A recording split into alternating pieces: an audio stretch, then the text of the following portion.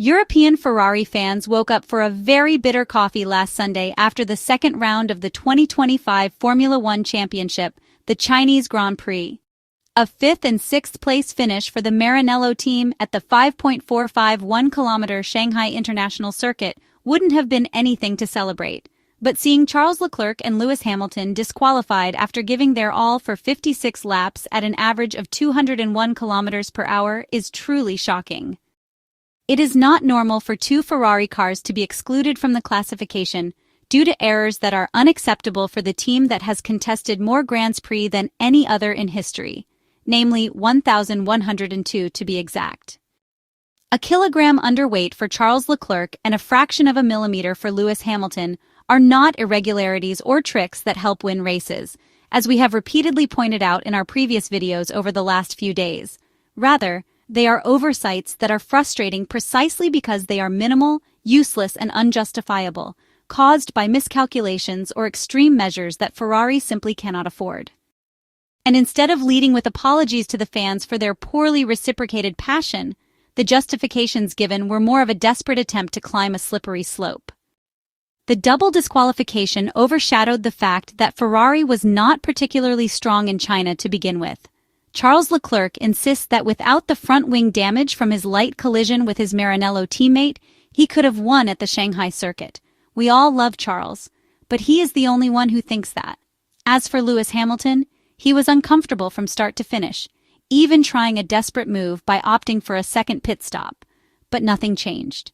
Despite everything, the gap to the front was not insurmountable, which, on an otherwise forgettable Sunday, offers a glimmer of hope for the future, starting in 7 days at the Suzuka circuit, a highly demanding track where it would be ideal to see a different Ferrari, free from controversy and mistakes.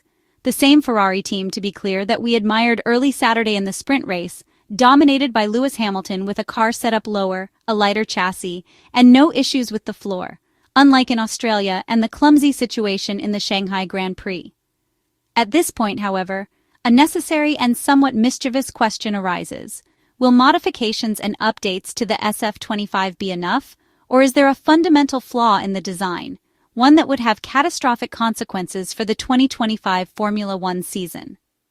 While awaiting the answer to Maranello's fate, Shanghai was painted in McLaren orange, with Oscar Piastri taking the lead and comfortably keeping his teammate Lando Norris behind. McLaren's advantage over everyone else is evident in the start of the championship. Mercedes is the second force, but at a safe distance. Then there's Red Bull, with Max Verstappen performing miracles and single-handedly carrying the team's weight. We'll see if Yuki Tsunoda promotion starting from the next race will bring anything new for the Austrian side, but hopefully not, as the last thing Ferrari needs is a second Red Bull to battle with. This, in summary, is the verdict from China, which was a dull, boring, and depressing race for Ferrari fans. But it is still early, and we refrain from drawing conclusions or making judgments that could be overturned at any moment. We wait, watching from the sidelines, with the usual patience. The week after the two disqualifications in the Chinese Grand Prix is a dramatic emergency week, where Ferrari shuts itself off. Technical meetings and calls from high-ranking officials, irritated with Ferrari team principal Frédéric Vasseur, follow one another, while the problem of Charles Leclerc's underweight is downplayed as a judgment error, however serious, while the worn-out skid on Lewis Hamilton's car opens a real crisis scenario. That half millimeter of excessive wear, which led to the exclusion of the sprint winner from the classification, is the litmus test of the difficulty the Ferrari engineers and technicians are having in getting the SF-25 aerodynamics to work. Ferrari still needs to understand how to maximize the ground effect potential, to quote former team principal Mattia Binotto. The SF-25 car is fast and has a good race pace, but to express it, it has to run very low, and in the case of the Chinese Grand Prix, too low. Because if you want to be safe and raise the car, and we are talking about 2 millimeters, which may seem like a small amount, but on the chronometers, they cost at least 2 or 3 tenths per lap, you lose the ground effect, and at the same time, the entire car body becomes like a wing exposed to the wind. Imagine the drag reduction system fully lowered or slightly raised, and a wing car on the straight no longer works.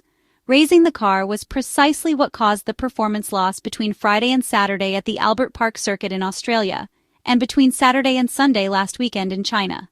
Now there is concern in Maranello about the bumps at Suzuka as heavy questions weigh on Ferrari.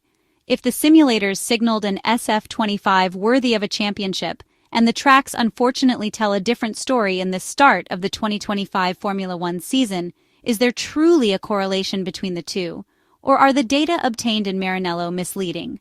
If a smooth, billiard-like track surface, such as the new one on the Chinese track, wore out the skid too much, how much will the red cars need to be raised in 2 Sundays to withstand the bumps at the Suzuka circuit? Moreover, and most importantly, can the problem be solved with a new floor, or is it structural and related to the entire project, specifically to the fully revised suspension?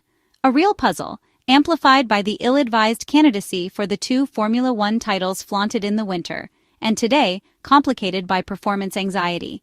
Ferrari provides no further explanations, aside from the contrite lines of an official statement released after the 2 disqualifications. All the remaining comments from the drivers as well as team principal Frédéric Vasseur have remained those of the immediate post-race where the 5th and 6th places are mentioned, positions which later faded away.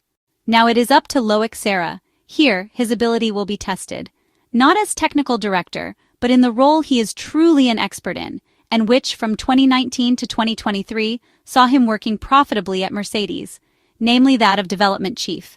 The French engineer was the man to whom the German star entrusted its car every year, whether it was better or worse, to make sure it performed as best as possible. So, it's up to him. After the Bahrain pre-season testing session, which was held at the end of February, in light of the lack of race pace, which was clear based on the data collected from the Scuderia circuit, the Ferrari engineers immediately took action, starting to prepare a new floor that would ensure the ground effect and improve the SF-25 car's performance. The plan was to debut it in the Bahrain Grand Prix, which is scheduled to take place on April 13th, namely 2 races away. But now, considering the current situation and the emergency, will they try to bring it forward to the next round, the Japanese Grand Prix? Or, faced with the risk of complicating the technical puzzle, will the line of caution prevail? What is certain is that for now, after the double embarrassment suffered last weekend at the Shanghai Circuit, the hours in Maranello are turbulent. Just 2 races into its campaign, the Italian outfit finds itself languishing in 5th place in Formula One's Constructors' Championship, a staggering 61 points behind leader McLaren. For a squad accustomed to the weight of history, the pressure is now immense, but Charles Leclerc's clarity and determination alongside Lewis Hamilton's vast experience and technical insights suggests that this is a chapter which is still being written, one where Ferrari could yet turn the page on its early 2025 Formula One woes and chase the glory that only last year seemed well within reach for the Maranello team.